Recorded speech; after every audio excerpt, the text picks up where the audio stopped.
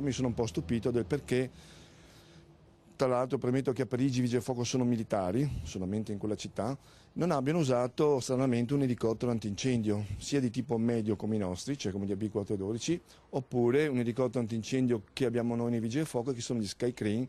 Quello di Alessandro Favaro sull'incendio di Notre Dame non è un parere qualsiasi. Pilota SDAC, acronimo che sta per sostituto direttore antincendi capo, Favaro è uno dei 4 comandanti del reparto volo dei Vigili del Fuoco che copre tutto il nord-est, da Verona a Trieste, da Ravenna a Bolzano. In tanti anni di interventi per incendi sul nostro territorio ha accumulato una vastissima esperienza. La cosa straordinaria di quella sera è che l'intervento antincendio su un centro storico come Venezia fu fatto di notte.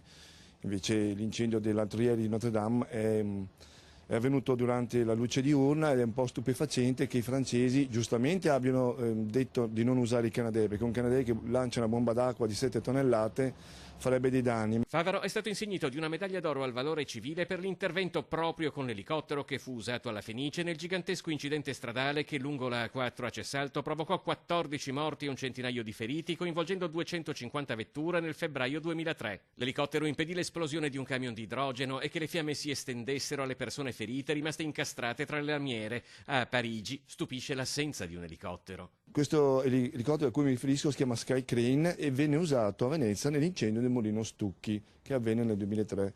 Quella volta avvenne questo elicottero della protezione civile, stranamente i francesi non lo hanno. La cosa che mi ha stupito è che questo elicottero grande ha anche una spingarda sul muso, quindi poteva anche rimanere in overi e comunque raffreddare, perché sappiamo tutti che quando come crollò il tetto della Fenice, prima che crolli il tetto non puoi buttare acqua. Una volta crollato tu devi, con l'elicottero, con l'aereo, insomma con un sistema antincendio, cercare di contenere le fiamme al fine di evitare che con il calore le abitazioni vicine prendano fuoco. L'elicottero fu basilare al non propagarsi delle fiamme alle case vicine alla Fenice. Oggi il suo uso ha un po' più limitazioni. È successo, come a me di recente, qualche anno fa a Carnevale, ci hanno autorizzato, che bruciava un doppio appartamento in Venezia, centro storico, di lanciare acqua per aiutare le squadre che magari sono sui tetti e devono avere un'attività di raffreddamento.